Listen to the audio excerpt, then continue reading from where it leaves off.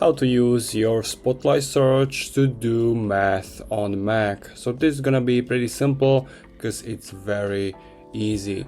Firstly, open your Spotlight search. You can press Command plus space on your keyboard. And now we want to do some math. So for example, type here any number, and there are multiple ways what you can do. If you use, for example, plus, it's gonna calculate it in your Spotlight search. You can use slash, the result is here.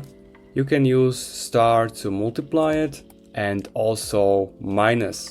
You can also use Spotlight search to convert money, for example 100 USD to euro, or for example Czech. You can use any currency. Spotlight search can be used also to convert metrics, so for example millimeters to inches, and you can also use any metrics. So it was that easily and simple. If you have any questions, make sure to comment.